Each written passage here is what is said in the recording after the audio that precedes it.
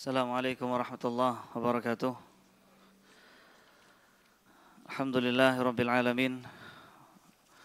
Wal 'aqibatu lil muttaqin wala 'udwana illa 'alal zalimin. Asyhadu an la ilaha illallah wahdahu la syarikalah wa asyhadu anna Muhammadan 'abduhu wa rasuluh. Sallallahu alaihi wa ala alihi wa ashabihi wa man tabi'ahum bi ihsan ila yaumiddin. Amma ba'd. Hadirin dan hadirat yang Allah tabaraka wa ta'ala rahmati dan muliakan. Di malam hari yang berbahagia ini, di dalam kesempatan yang baik, di salah satu dari sekian rumah Allah yang Allah muliakan, di taman-taman syurga, sebagaimana sabda Nabi sallallahu alaihi wasallam, wasiat beliau kepada kita jelas. Kata Nabi sallallahu alaihi wasallam, "Idza marartum bi riyadil jannah farta'u." Jika kalian bertemu dengan taman dari taman-taman surga, maka istirahatlah sejenak. Rehatkan hati kita dari segala hiruk pikuk urusan duniawi untuk mempelajari sebagian dari ilmu-ilmu Allah, ajaran-ajaran Nabi sallallahu alaihi wasallam. Maka umumnya orang ketika masuk ke taman akan menemukan ketenangan. Ketenangan ini maksudnya bukan berarti ngantuk ya. Akan tapi ketenangan dalam arti menemukan kedamaian di dalam hati serta ketentraman. Maka kita berharap Allah jadikan pertemuan kita di malam hari ini sebagai taman-taman syurganya Allah Azza wa Jal. Para hadirin yang Allah Jalla Jalaluhu muliakan, kita kembali melanjutkan pembahasan kita dari kitab Ad-Da' wa Ad-Dawa karya Al-Imam Ibnu Qayyim Al-Jauziyah rahimahullahu ta'ala, yang mana di pertemuan terakhir kita menjelaskan bahwasanya seorang yang sudah terjangkiti hatinya oleh mabuk cinta, seorang yang susah baginya untuk menghapuskan cinta kepada lawan jenis yang tidak halal baginya, maka wasiat Imam Ibnu Qayyim Al-Jauziyah, Al-Imam Ibnul Qayyim rahimahullahu ta'ala, agar pertama segera baginya melakukan pencegahan, yaitu dengan ghaddul basar. Lalu kemudian yang kedua, obat penawarnya tidak lain dan tidak bukan adalah menghiasi hati dengan dua sifat. Yang pertama adalah rasa takut dan juga rasa cinta. Yang dimaksud oleh beliau di sini rasa takut dan rasa cinta adalah kepada Allah dan dari Allah Azza wa Jalla. Kita takut dari Allah, kita takut terhadap siksa Allah, hukuman Allah, murka Allah ketika kita melanjutkan cinta terlarang seperti ini. Di sisi lain kita juga tanamkan dalam hati kita bagaimana cinta sejati itu. Cinta sejati adalah mencintai Allah, mencintai Rasulullah sallallahu alaihi wasallam. Namun kata beliau, hadza yahtaju ila amrayn. Seorang kalau ingin menanamkan dalam hatinya rasa cinta dan rasa takut, wajib baginya untuk memiliki dua modal. Yang pertama sudah kita sebutkan kemarin, yaitu al-basiratu shahihah. Wajib baginya untuk belajar, wajib baginya untuk berilmu. Karena tanpa ilmu dia tidak akan bisa membedakan mana cinta sejati dan mana cinta yang palsu, mana cinta yang abadi dan mana cinta yang semu semata. Maka ketika dia belajar, maka jadilah dia hamba yang mencintai Rabb-nya, jadilah dia hamba yang takut kepada Rabb-nya tabaraka wa ta'ala. Sebagaimana perkataan salaf, kullama kana syakhsu billahi a'raf kana li'ibadati ahras wa minhu akhwaf. Setiap kali seorang hamba lebih dekat kepada Allah dengan mengenalnya, mengetahui siapa Allah Azza wa Jalla, mengenal Allah dari nama-nama dan sifat-sifatnya, maka ia akan lebih mudah mencintai Allah, lebih semangat dalam beribadah kepada Allah, dan lebih mudah terpancing rasa takutnya kepada Allah. Makanya Nabi SAW katakan kepada para sahabatnya, ana atqakum lillah wa akhwafukum. Kata Nabi SAW, aku adalah sosok yang paling bertakwa kepada Allah dan aku adalah sosok yang paling takut kepada Allah. Beliau adalah Nabi yang mengatakan, kalau seandainya kalian mengetahui, mengilmui apa yang aku ilmui, maka niscaya kalian akan sedikit tertawa dan banyak menangis. Maka modal utama seorang untuk bisa cinta dan takut adalah basiratun sahihah, atau bisa kita terjemahkan dengan belajar. Kemudian modal yang kedua adalah ats-tsani di dalam halaman ke-80. Modal yang kedua, seorang untuk bisa istiqamah di atas cintanya kepada Allah, bisa istiqamah untuk selalu rasa takut kepada Allah. Yang kedua adalah quwwatu azmin wa sabrin. Harus punya tekad yang kuat, harus punya kesabaran yang berlapis. Harus punya tekad yang kuat dan kesabaran yang berlapis. Kata beliau di sini, fakathiran ma, berapa banyak? Fakathiran ma, berapa banyak? Ya'rifur rajulu qadrat tafawut. Berapa banyak orang yang sudah punya ilmunya. Tahu ini halal, ini haram, jangan didekati. Tahu ini musibah bagi kehidupannya dunia dan di akhirat. Tahu ini adalah sumber kegelapan hatinya, tapi sulit baginya untuk menjauh. Apa sebab? Karena tekad dan sabarnya yang setipis apa? Setipis tisu ya, setipis kertas.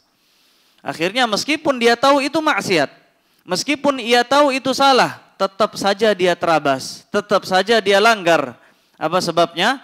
Karena tidak ada tekad yang kuat dan tidak ada kesabaran yang kokoh dalam menghadapi segala macam fitnah, baik itu dalam bentuk syubhat maupun dalam bentuk syahwat. Maka perlu seseorang ketika dia sudah belajar, harus dia tanamkan tekad yang kuat serta kesabaran. Banyak-banyak dia memohon kepada Allah doa yang sering kita hafalkan, sering kita baca.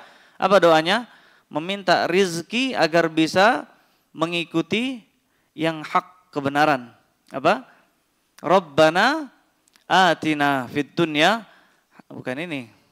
Rabbana arinal haqqa haqqa warzuqna tiba'ah wa arinal batila batila warzuqna tinabah. Apa maknanya?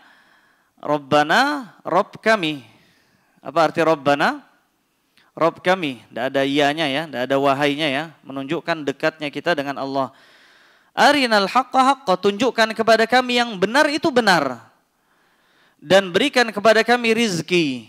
Berupa apa? Berupa mudahnya hati kita untuk mengikuti jalan kebenaran. Dan tunjukkan kepada kami al-batila batilan, keburukan itu sebagai keburukan. Tidak ada yang samar. Warzuqna jtinabah, dan berikan kepada kami rizki, mudah bagi hati kami untuk bisa menjauhinya. Banyak-banyak meminta kepada Allah Azza wa Jalla. Adapun mereka, orang-orang yang sering terjerumus pada dosa dan maksiat, meskipun dia tahu, meskipun sudah banyak ngaji, meskipun dia hafal hadisnya, dia hafal ayat Al-Qur'annya, apa sebabnya? Karena tekad dan kesabarannya yang tipis. Orang seperti ini yang digelari oleh Nabi SAW dengan manusia-manusia yang lemah. Manusia-manusia yang lemah. Yang kata Nabi, mereka adalah al-ajiz. Mereka adalah orang-orang yang lemah. Nabi ketika menyebutkan orang yang cerdas, al-kayyisu, orang yang cerdas adalah orang yang selalu memuhasabah dirinya.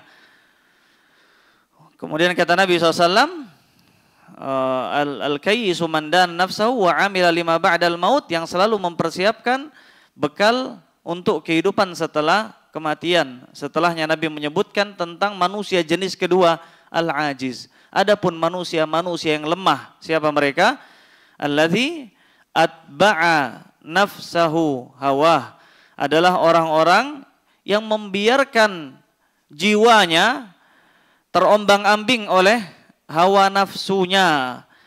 Wa tamanna 'ala Allahil amani, dan orang-orang yang selalu ditipu oleh angan-angan palsunya. Ini orang-orang yang lemah. Siapa orang lemah? Orang yang tidak punya tekad dan kesabaran yang kuat. Maka banyak-banyak kita mohon kepada Allah kesabaran. Kata Nabi SAW, man Tasabbar, sabbarahullah. Insya Allah ketika kita berjuang untuk sabar, dan biasanya kesabaran itu umumnya yang paling berat fis sadmatil ula, di kali pertama. Itu yang paling susah. Ketika seorang hijrah meninggalkan dunia riba, ketika seorang hijrah meninggalkan kawan-kawan yang buruk, yang paling susah adalah hari-hari pertama. Yang paling susah bulan-bulan pertama, tahun-tahun pertama. Setelahnya dia akan temukan kedamaian. Innamas sabru fi sadmatil ula. Kesabaran itu umumnya beratnya ada pada kali pertama. Namun ketika dia mencoba belajar sabar, kata Nabi SAW, sabbarahullah. Insya Allah Allah akan jadikan dia pribadi yang punya tekad yang kuat serta kesabaran yang kokoh. Maka perlu dua hal ini. Kata Al-Imam Ibnu Qayyim rahimahullah, adapun orang-orang yang lemah kesabarannya, orang-orang yang lemah tekadnya, kata beliau, wa mithlu hadza la yantafi'u bi nafsihi. Orang seperti ini tidak akan pernah beruntung. Orang seperti ini akan terus berada pada taat maksiat. Artinya tidak pernah maju. Wa la yantafi'u bihi ghairuh, dan juga orang lain tidak bisa mengambil manfaat dari kebaikannya. Waqad mana'allahu subhanahu imamatad din illa ahlal basari wal yaqin. Kata beliau rahimahullah, Allah subhanahu wa ta'ala tidak akan menjadikan imam, pemimpin di dalam agama kecuali bagi mereka yang punya dua. Yang pertama apa? Kesabaran. Yang kedua al-yaqin. Atau bisa kita balik, yakin dulu baru kemudian sabar. Yakin itu adalah gambaran ilmu. Seorang kalau nggak punya ilmu nggak bakal bisa yakin. Yakin rasanya enak. Yakin saya. Pernah kamu makan? Nggak pernah. Ini yakinnya bohong. Dia harus datang dulu, dia tahu dulu, baru kemudian dia rasakan. Setelah dia temukan kelezatan, baru dia yakin. Maka yakin modal pertama, kemudian yang kedua adalah kesabaran. Dan ini tadi dari yang sebelumnya kita telah sebutkan. Seorang ketika ingin istiqamah di atas mahabbah, di atas cinta, istiqamah di atas khauf. Apa khauf? Rasa takut kepada Allah. Maka perlu dua modal. Yang pertama, ilmu atau keyakinan. Yang kedua adalah kesabaran. Kata beliau, Allah tidak akan memberikan kepemimpinan dalam agama kecuali bagi mereka yang memiliki dua. Ilmu, keyakinan, dan kesabaran. Ilmu atau keyakinan, kemudian yang kedua adalah kesabaran. Apa dalilnya?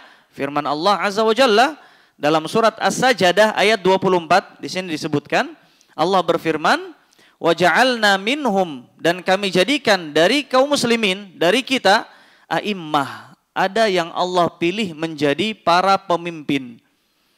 Siapa mereka para pemimpin? Mereka adalah orang-orang yahduna bi amrina lamma sabaru, yang mana mereka memberikan arahan sesuai dengan hukum kami, maksudnya kepemimpinan di atas syariat.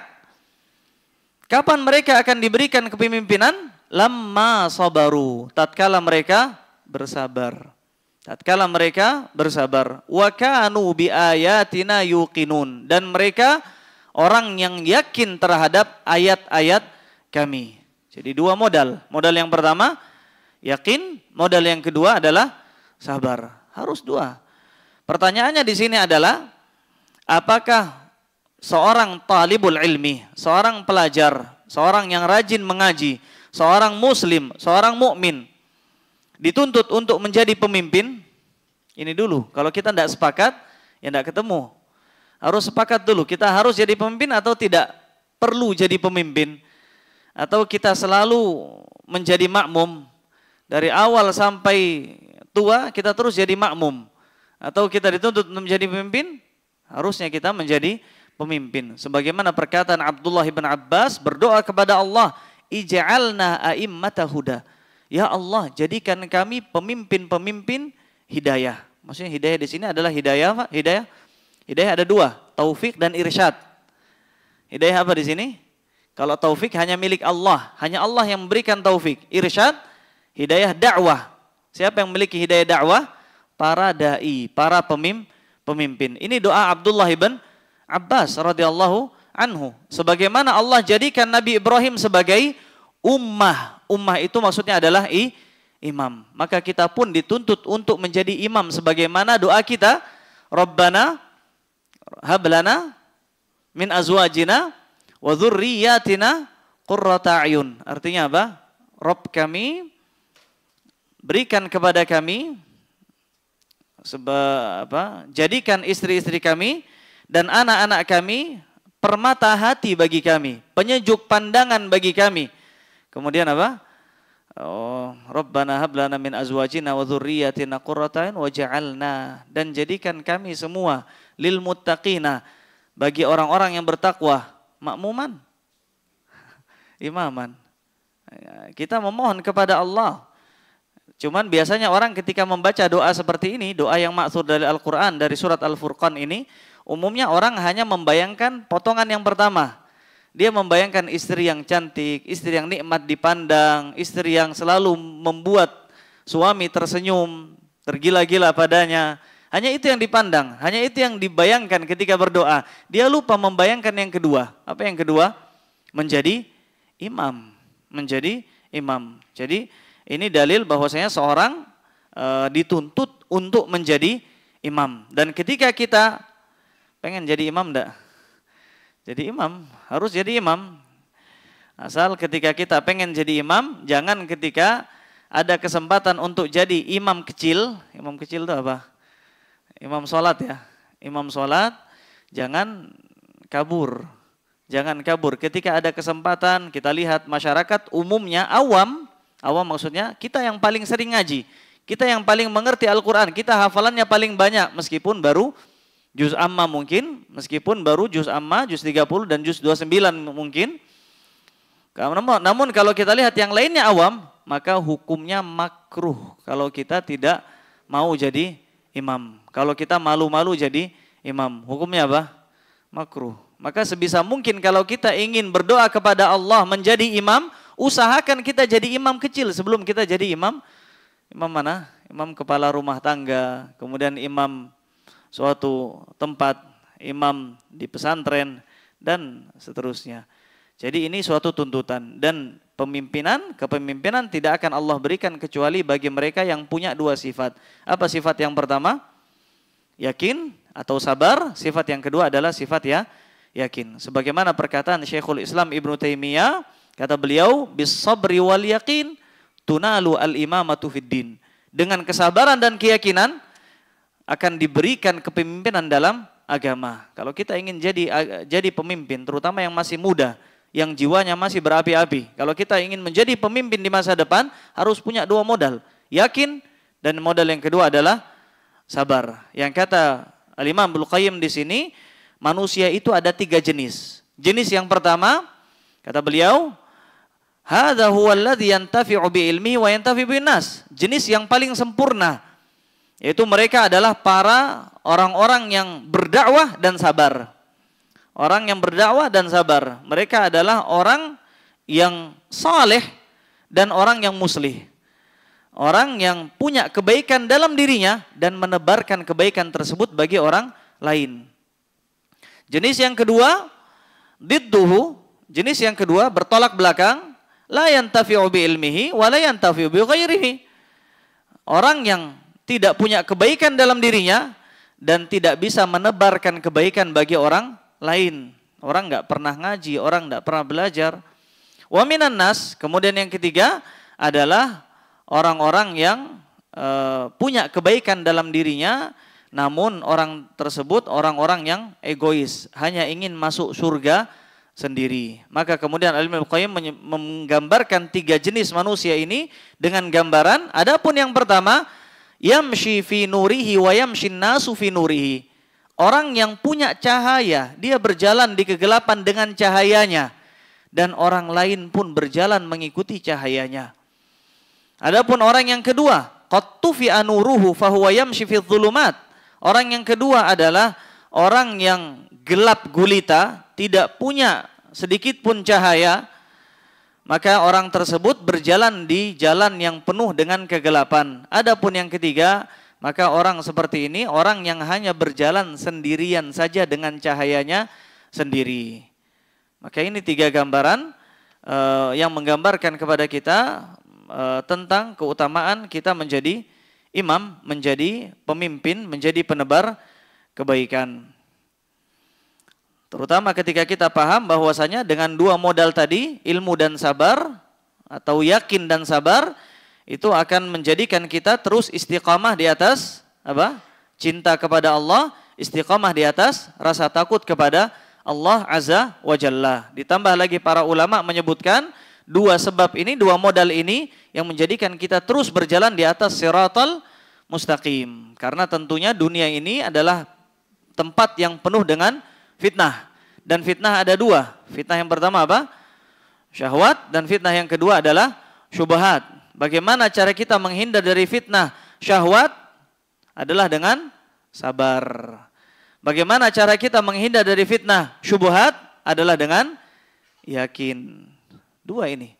Ketika seorang menguasai dua hal ini, maka yakinlah dia akan berjalan di atas siratal mustaqim, akan istiqamah di atasnya.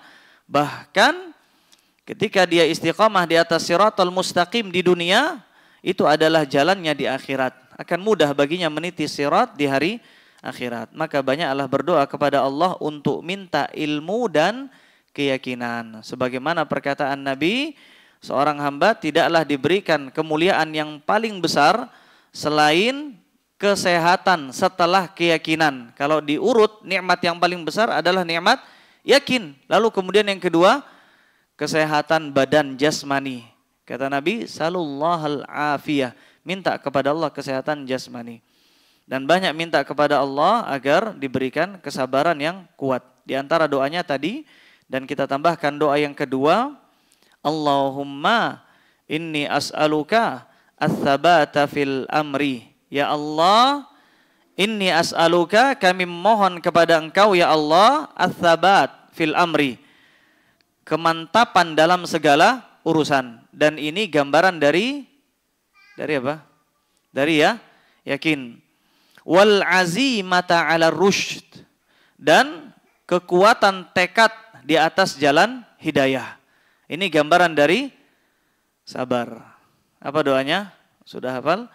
Allahumma inni as'aluka apa? Ats-tsabata fil amri wal azimata fir rusydi. Ya Allah, aku mohon kepadamu kemantapan dalam setiap urusan, tidak ada keraguan sedikit pun, dan aku memohon kepadamu kekuatan tekad di dalam menempuh jalan hidayah. Lalu kemudian kita berpaling ke pasal setelahnya, yaitu syirik fil mahabbah. Asyirku fil mahabbah, syirik cinta. Mungkin jarang kita mendengar ada yang namanya syirik cinta. Biasanya kalau kita mendengar bahasa syirik, syirik dua. Syirik besar dan syirik kecil.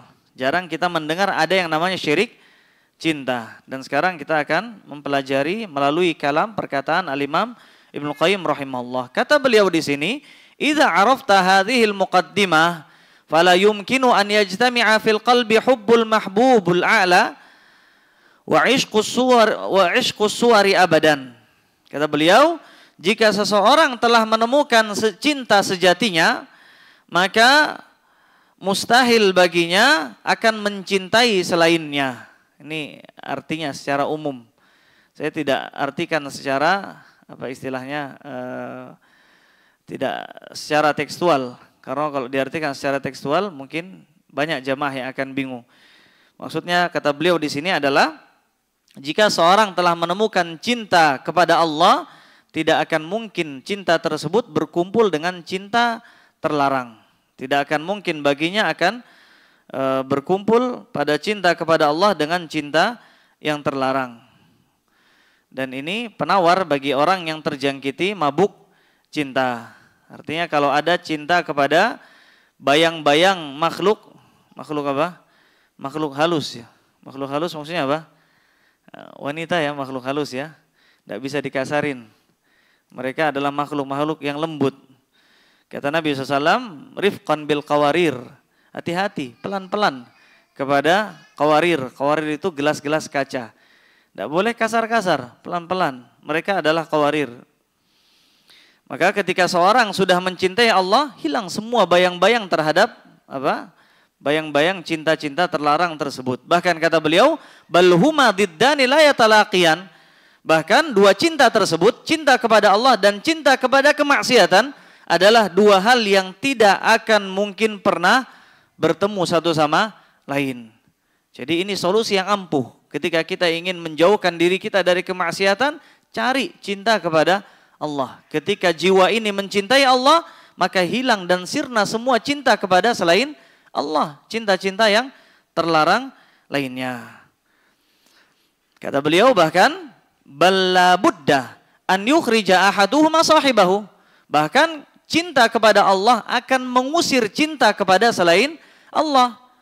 Kata beliau, faman kanat quwwatu hubbihi kulluha lil mahbubil a'la alladzi mahabbatu ma siwahu batilah wa azab. Bahkan beliau mengatakan, bahkan ketika kita mencintai Allah Azza wa Jalla dengan cinta yang benar ya, cinta yang jujur, maka akan batal seluruh cinta kepada selain Allah. Bahkan cinta kepada selain Allah itu akan menjadi azab. Akan menjadi azab bagi pemiliknya. Dan ini jelas bahkan bisa menjadi siksaan bagi pemiliknya. Maka kita temukan para ulama terdahulu, tidak usah jauh-jauh, cucunya Syekh Muhammad bin Abdul Wahab, Syekh Sulaiman ibn Abdul Aziz, ibn Muhammad ibn Abdul Wahab, rahimahumullahu ta'ala, rahmatan wasi'ah. Siapa nama beliau? Syekh Sulaiman ibn Abdul Aziz. Penulis kitab, syarah kitab Tauhid yang judulnya Taisir Al-Aziz Al-Hamid. Ini syarah kitab Tauhid yang paling lengkap, namanya Taisir Al-Aziz Al-Hamid. Yang mensyarah adalah cucu beliau, namanya Syekh Sulaiman Ibn Abdul Aziz. Ketika beliau ditangkap oleh pasukan Turki, ini di akhir kekuasaan khilafah Utsmaniyah, Daulah Utsmaniyah. Pada saat itu tentara Turki yang saat itu ya akidahnya sudah mulai bercampur dengan akidah kesyirikan. Ketika mereka menyerang Daulah Saudiyah, kerajaan Saudi, pada saat itu mereka menangkap Syekh Sulaiman. Lalu kemudian Syekh Sulaiman yang diceritakan oleh Syekh Abdul Aziz, Syekh Saleh Al-Fauzan. Beliau menceritakan ketika mereka menangkap Syekh Sulaiman, maka mereka menyiksa Syekh Sulaiman dengan apa? Bukan dengan pedang, bukan dengan cambuk. Dengan apa? Dihadirkan alatut tabl. Alatut tabl itu alat-alat musik. Dihadirkan di hadapannya, dia dipaksa untuk bermain alat-alat musik. Bahkan dimainkan alat-alat musik tersebut di hadapannya. Tersiksa nggak kira-kira Syekh Sulaiman? Tersiksa. Padahal bagi sebagian pemuda, bagi sebagian kita mendengarkan musik adalah nikmat luar biasa. Bahkan tidak bisa tidur kalau tidak ada alat musik. Tapi bagi orang-orang yang sudah mengenal cinta kepada Allah, cinta kepada kemaksiatan adalah azab. Maka ini makna dalam kisah Syekh Sulaiman Ibn Abdul Aziz, demikian pula dalam kisah ulama-ulama terdahulu. Di antara dalam kisah mungkin pernah kita sebutkan kisah Juraij ya. Kisah Juraij memandang wajah wanita itu nikmat bagi sebagian orang. Bahkan sengaja banyak kaum muslimin keluar di sore hari sengaja untuk mencari pandangan-pandangan seperti itu. Namun bagi orang yang sudah mengenal cinta kepada Allah itu menjadi musibah. Itu menjadi hukuman. Bahkan orang yang masih berada di atas fitrahnya menganggap itu sebagai azab. Maka ketika Juraij didoakan buruk oleh ibundanya yang ia sayangi, yang ia cintai, didoakan Allahumma la tumithu, ya Allah jangan wafatkan Juraij sampai engkau perlihatkan kepadanya wajah wanita-wanita bezina. Ini doa. Doa baik apa doa buruk? Baik apa buruk? Bagi kita baik apa buruk? Ini doa buruk. Ini doa keburukan. Dan benar Juraij ketika di suatu kesempatan Juraij pun diperlihatkan wajah wanita pezina. Di saat beliau difitnah oleh seorang wanita pezina yang hamil oleh penggembala kambing. Wanita tersebut pun kemudian memfitnah Juraij karena wanita ini dikenal dengan kecantikan yang luar biasa. Ia kemudian mengatakan kepada orang-orang yang maksiat pada saat itu, la aftinanna Juraij, sungguh aku akan buat Juraij jatuh hati kepadaku, tergila-gila kepadaku. Benar, wanita tersebut datang kepada Juraij dan wanita tersebut ternyata sama sekali tidak dilirik sedikit pun oleh Juraij. Tapi kalau pulang tanpa hasil, malu luar biasa. Kenapa? Karena wanita ini cantiknya luar biasa. Dikenal seantero negeri wanita paling cantik. Nah, kemudian tidak mau pulang tanpa hasil, akhirnya dia pun berzinah dengan penggembala kambing. Sampai kemudian Juraij difitnah, dihancurkan saumaahnya, tempat ibadahnya, diarak keliling kota. Maka pada saat itu Juraij pun melihat ada tempat prostitusi. Saat itu para wanita pezina pun keluar. Kenapa keluar? Ya jelas karena ada arak-arakan. Karena mereka mendengar suara bising, suara ribut-ribut. Mereka keluar. Saat mereka keluar, Juraij pun tidak sengaja memandang wajah mereka. Maka Juraij pun tersenyum. Yang membuat orang-orang yang mengarak Juraij pada saat itu semakin apa? Marah, bukannya menangis, bukannya bersedih, bukannya bertaubat, malah tersenyum Juraij karena melihat wanita berzina. Bukan karena senang melihat wajah wanita berzina, tapi karena Juraij saat itu yakin benar bahwasanya ini adalah hasil dari doa ibunya yang diijabah. Ibunya berdoa apa tadi? Ya Allah, jangan wafatkan Juraij sampai Juraij melihat wajah bukan cuma satu, wanita-wanita pezina, dan Juraij melihatnya, dan itu adalah azab bagi orang yang sudah mengenal cinta kepada Allah Azza wa Jalla. Tayyib, azan dulu. Maka ketika seorang mengenal cinta kepada Allah, akan hina seluruh cinta kepada selain Allah Azza wa Jalla. Demikian pula seorang ketika hatinya dipenuhi cinta kepada Allah, hatinya akan selalu gundah, gelisah, sesak dadanya jika tidak bertemu sosok yang ia cintai.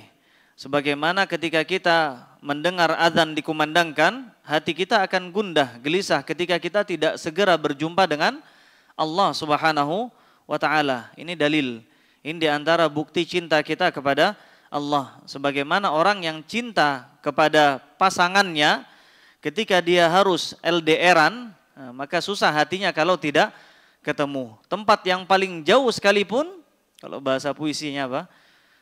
Gunung yang paling tinggi sekalipun, 7 lautan pun akan dia arungi demi cinta. Maka demikian pula orang ketika dipanggil oleh Allah Azza wa Jalla dengan panggilan adzan, akan gundah gelisah hatinya kalau tidak segera menjawab panggilan tersebut. Maka kita lihat kalau kita selalu senantiasa menjawab panggilan Allah ketika adzan, maka ini adalah bukti tanda cinta. Kemudian kata beliau di sini adalah wallahu subhanahu, dan Allah Subhanahu wa taala menciptakan seluruh makhluk adalah untuk menghamba kepada Allah satu-satunya tanpa ada sekutu bagi Allah Azza wa Jalla. Dan ini adalah gambaran kesempurnaan cinta. Dan ini adalah gambaran kesempurnaan cinta dan gambaran kesempurnaan ketundukan serta kerendahan seorang hamba kepada Allah Azza wa Jalla. Artinya beliau ingin mengajarkan kepada kita bahwasanya di antara dalil, di antara bukti cinta kita kepada Allah adalah dekatnya kita kepada Islam, dekatnya kita kepada tauhid. Semakin kita mengagungkan tauhid dalam diri kita, semakin kita mengagungkan dan menjauhkan diri kita dari kesyirikan, maka ini adalah bukti cinta kita kepada Allah. Dan kata beliau, inilah hakikat agama Islam dan hakikat dari millah agama Nabi Ibrahim. Yang kata Allah, man raghiba anha, siapapun yang membenci agama Nabi Ibrahim, maka dia adalah seorang yang bodoh. Illa man safiha nafsah, maka dia adalah orang yang bodoh. Kata Allah di sini, wa may yarghabu an millati Ibrahim illa man safiha nafsah. Siapapun yang enggan beragama dengan agama Nabi Ibrahim, maka orang seperti ini adalah orang yang telah membodohi dirinya sendiri.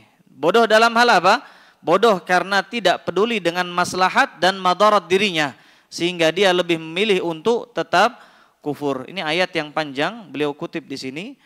Kemudian kata beliau, karena itulah, karena tauhid ini adalah bukti kecintaan kita kepada Allah, maka lawan dari tauhid adalah apa?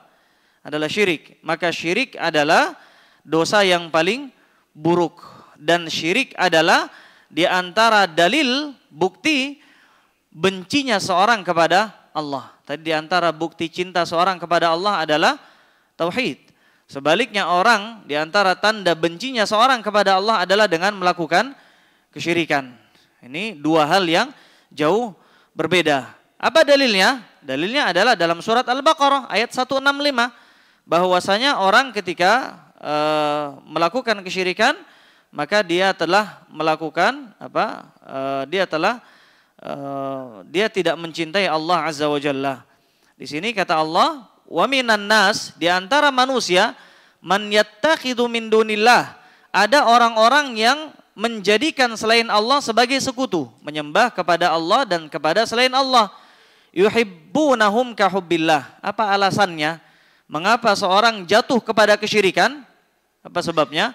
Karena dia menduakan cinta kepada Allah. Dia mencintai Allah dan mencintai selain Allah. Sebagaimana orang-orang musyrik, mereka menduakan cinta kepada Allah. Sehingga dan mereka bukannya tidak mencintai Allah. Mereka mencintai Allah tapi menduakan cinta kepada Allah dan kepada selain Allah. Karena itulah mereka namakan Tuhan-Tuhan mereka mirip dengan nama Allah. Sudah kita sebutkan contohnya, diantaranya adalah apa? Al-Lata, gambaran dari Allah. Kemudian Uzza, gambaran dari Al-Aziz. Kemudian Al-Manat, gambaran dari Al-Mannan. Al-Mannan nama Allah, Al-Aziz nama Allah. Allah itu sendiri adalah nama Allah. Tapi mereka karena masih mencintai Allah, tapi mereka pun mencintai berhala mereka, maka ini yang disebut dengan syirkul mahabbah, syirik dalam cinta, yang membuat seseorang jatuh pada kesyirikan.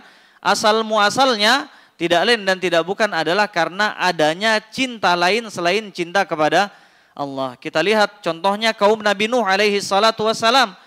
Nabi Nuh alaihi salam ketika berdakwah kepada kaumnya, maka kaumnya mensyirikkan Allah dengan apa?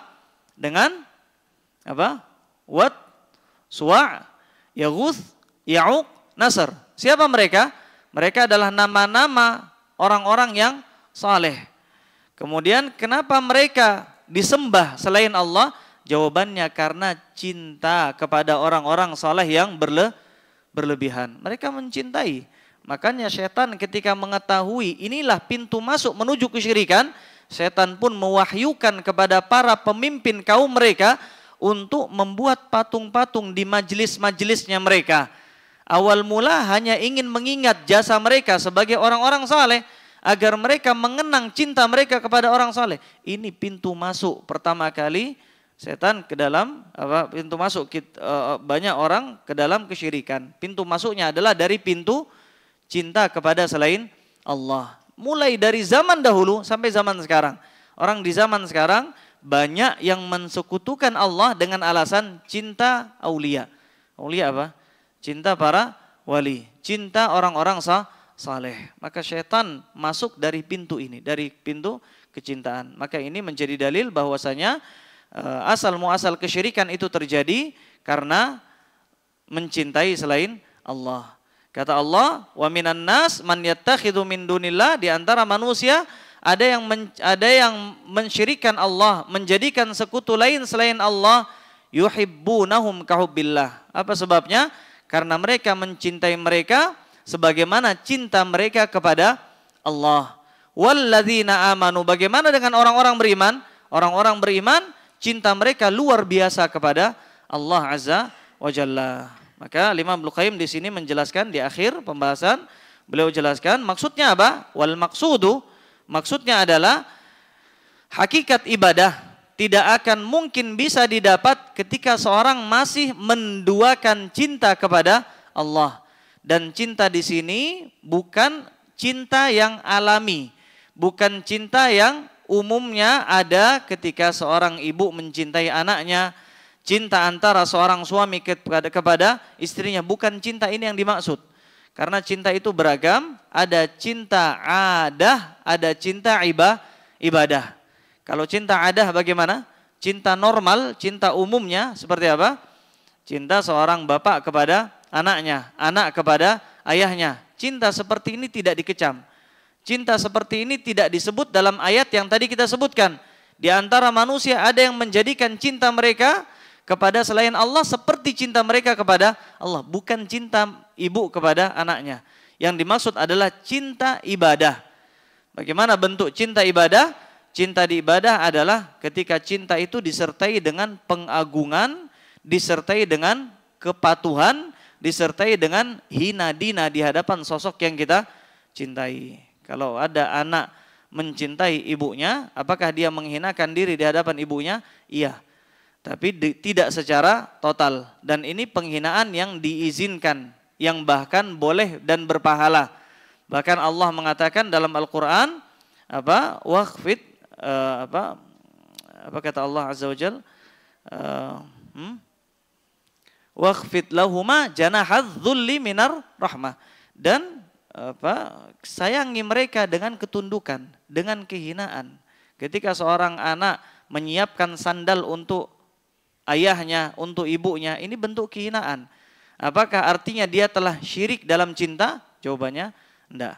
Kenapa? Karena ketundukan kehinaan ini tidak secara total. Demikian pula ketika seorang anak mencuci kaki ibunya, memijiti punggung ibunya, memijiti kaki ibunya, mencuci kaki ayahnya, ini bentuk kehinaan, tapi tidak masuk dalam syirik cinta. Syirik cinta adalah ketika seorang tunduk secara total serta kepatuhan secara total kepada sosok yang dia cintai. Contohnya cinta kepada para wali-wali Allah.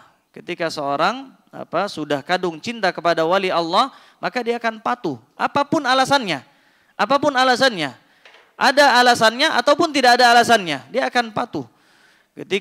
Ketika dibayang-bayangi dengan ketakutan, nanti kalau tidak ini dan itu, maka kamu akan kualat. Takut dia luar biasa. Dia akan lakukan apapun yang diperintahkan oleh gurunya, oleh wali tersebut, oleh sosok yang dia cintai. Maka kepatuhan seperti ini, inilah syirik cinta. Ini adalah cinta yang masuk dalam ranah kesyirikan. Di sini beliau sebutkan bahwasanya seorang hamba tidak akan mungkin beribadah kepada Allah dengan benar-benar ibadah sampai dia menyingkirkan syirik cinta. Di antara contohnya adalah seperti ketika seorang mencintai Nabi SAW atau mencintai kebaikan-kebaikan yang lain. Tidak akan mungkin seorang mencintai segala kebaikan tersebut sampai dia lakukan itu karena cintanya kepada Allah Subhanahu wa Ta'ala. Jadi alasan seorang mencintai Nabi, mencintai orang saleh, mencintai amal-amal kebaikan adalah karena cintanya kepada Allah Subhanahu wa Ta'ala. Bahkan dalam hadis disebutkan di antara tanda cinta adalah mencintai sesama. Kata Nabi SAW, man ahabba lillah wa abghadha lillah wa a'ta lillah wa mana'a lillah faqad istakmalal iman. Ketika seorang hamba mencintai karena Allah, membenci karena Allah, memberi karena Allah, mencegah tidak melakukan karena Allah, maka itu adalah bukti kesempurnaan imannya. Kapan kita mulai mencinta saudara kita semuslim? Jawabannya adalah ketika cinta kepada Allah sudah mulai masuk ke dalam hati kita. Sebaliknya, ketika seorang tidak mencintai Allah, maka mustahil dia akan mencintai saudaranya semuslim. Dia akan cinta kepada saudaranya dengan alasan dan embel-embel urusan dunia. Maka kalau cinta seperti ini tidak disebut dengan cinta karena Allah. Bahkan ketika seorang masuk ke dalam hatinya cinta karena Allah, maka mudah baginya untuk mencintai saudaranya semuslim. Inilah yang dalam Islam disebut dengan wala dan bara. Apa wala? Wala artinya loyal, wala artinya cinta kepada saudara semuslim. Alasannya apa? Bukan alasannya karena teman main, bukan alasannya adalah teman kolega kerja, bukan alasannya karena kaya dan jabatan, bukan. Alasannya murni karena Allah Subhanahu wa Ta'ala. Dan siapapun yang mendapatkan cinta kepada Allah kemudian mencintai saudaranya semuslim, maka inilah bentuk kesempurnaan iman sebagaimana disebutkan oleh Al-Imam Ibnu Qayyim. Dan ini adalah asal muasal seseorang mudah dalam menjalankan setiap ibadah, yaitu cintanya kepada Allah Subhanahu wa Ta'ala. Ini akhir yang bisa kita sebutkan dari syirik cinta. Allahu alam. Wassallallahu wasallam ala nabiyina Muhammad wa ala alihi wa sahbihi ajma'in. Wa akhiru da'wana alhamdulillahi rabbil alamin. Subhanakallahumma bihamdik Asyhadu an la ilaha illa anta astaghfiruka wa atubu ilaik. Assalamualaikum warahmatullahi wabarakatuh.